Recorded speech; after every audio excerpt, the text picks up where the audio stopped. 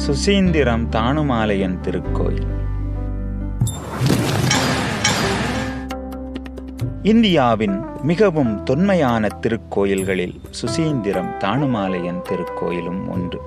குமரி மாவட்டத்தின் அடையாளமாக இத்திருக்கோயில் அமைந்துள்ளது.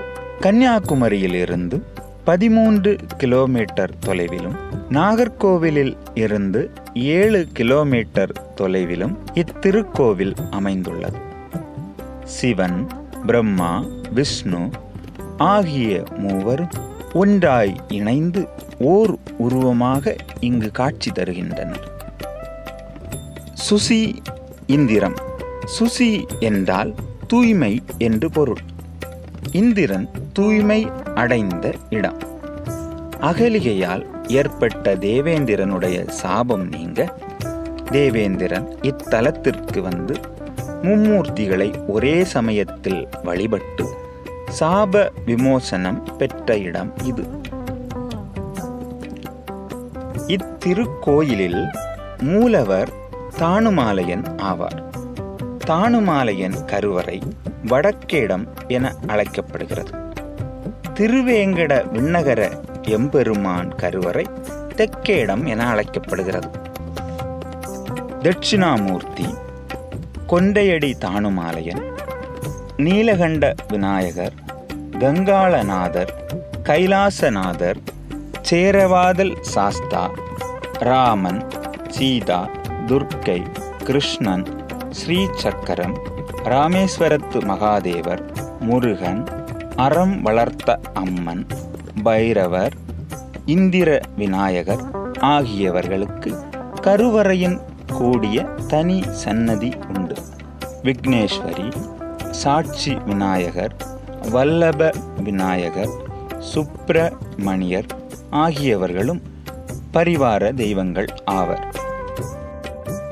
சுசீந்திரம் தானுமாலையன் திருக்கோவிலின் ராஜகோபுரம் 135 அடியில் மிகவும் பிரம்மாண்டமாக காட்சியளிக்கிறது.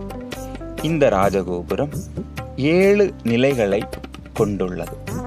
சுசீந்திரம் ஊரில் எங்கிருந்து பார்த்தாலும் இந்த ராஜகோபுரத்தை தரிசிக்கலாம். கோபுர தரிசனம் கோடி புண்ணியம் என்பார்கள்.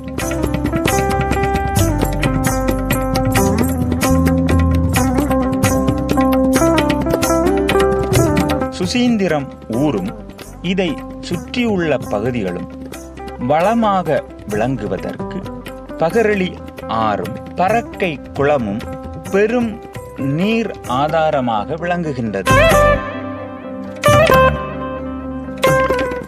ஆதியில் இந்த இடத்தின் பெயர் ஞானாரண்யம்.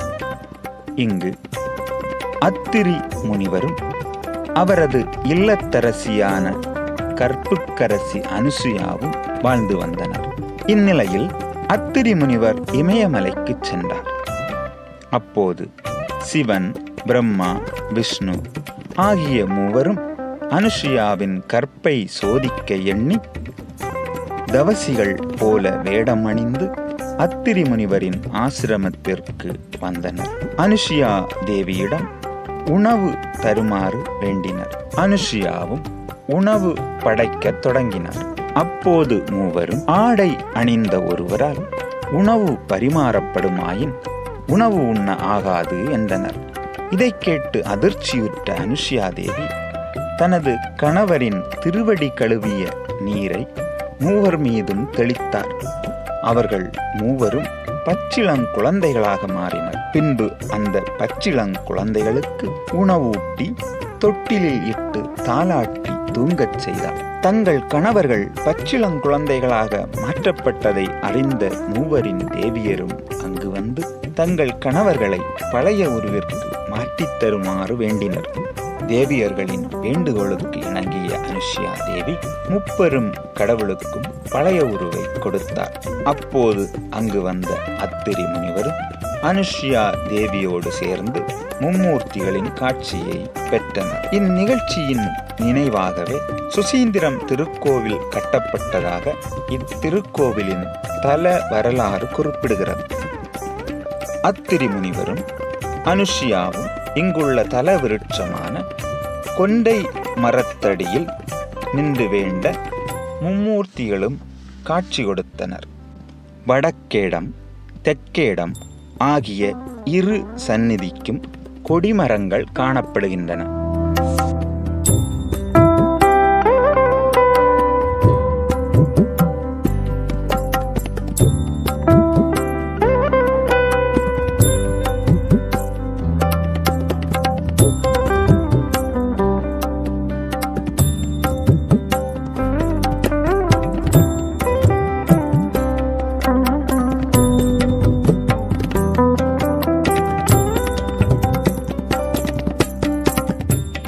இக்கோவிலில் உள்ள கைலாசநாதர் கோவில் சிவலிங்கம் ஒரு பெரிய பாறையில் செதுக்கப்பட்டுள்ளது.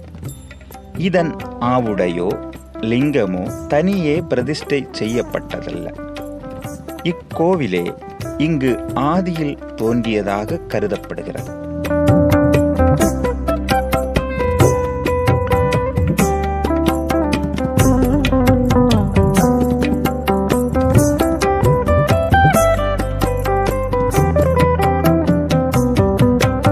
அலங்கார மண்டபத்தில் கலை நயமிக்க இசைத்தூண்கள் காணப்படுகின்றன.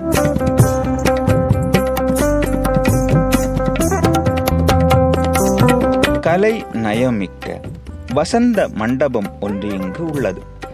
நவ கிரகங்களின் சிற்பங்கள் இம்மண்டபத்தின் உள்ளே மேற்பரப்பில் செதுக்கப்பட்டுள்ளது.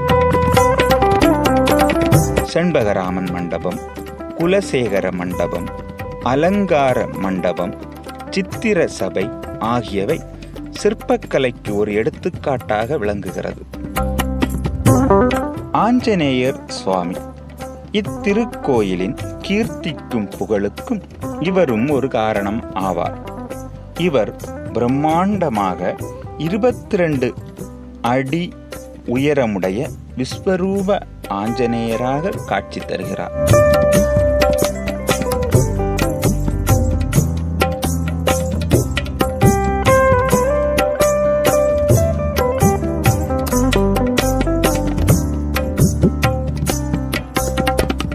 சுசீந்திரம் தானுமாலையன் திருக்கோவிலின் மாக்காளை, அதாவது நந்தி, இந்த நந்திதான் இந்தியாவிலேயே பெரிய நந்தியாக கருதப்படுகிறது. தஞ்சை பெரிய கோயிலின் நந்தியை விட இது பெரியது. இந்த நந்தி கருங்கல்லால் ஆனது அல்ல, சுதைமண் மற்றும் சுண்ணாம்பால் ஆனது. நாயக்கர்களால் கட்டப்பட்ட கலை நயமிக்க கருடாழ்வார் சிலையும் காணப்படுகிறது.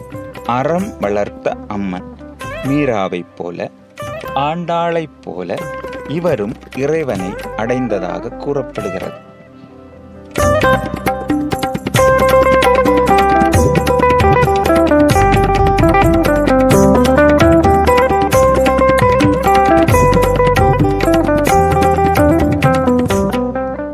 சுசீந்திரம் தானுமாலையன் திருக்கோவிலுக்கு அருகில் ஓடக்கூடிய ஆறு பகிரளி ஆறு.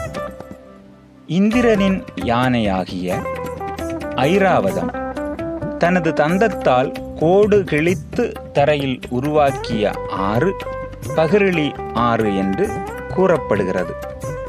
இந்த ஆறு மக்களால் பழையாறு என வழங்கப்படுகிறது.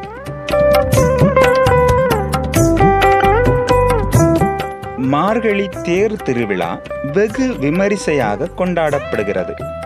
ஆவணி சித்திரையிலும் விழாக்கள் நடைபெறுகின்றன. குமரி மாவட்டத்தில் உள்ள கோவில் தேர்களில் சுசீந்திரம் கோயில் தேர் பெரிதாக விளங்குகிறது.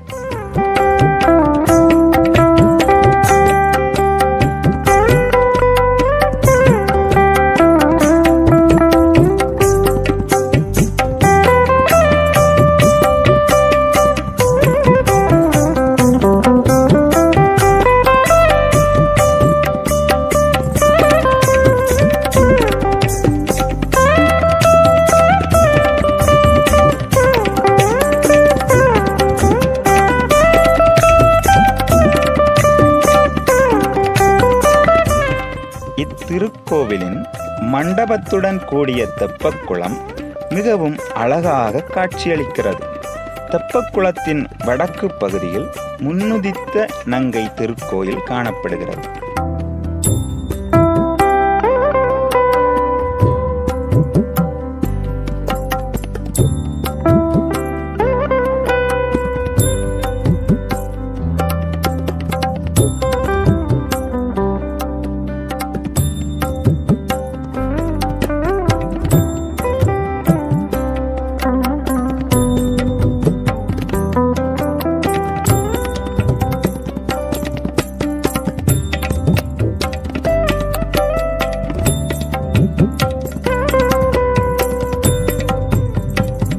கலை நயமிக்க பொக்கிஷம் இத்திருக்கோயில்.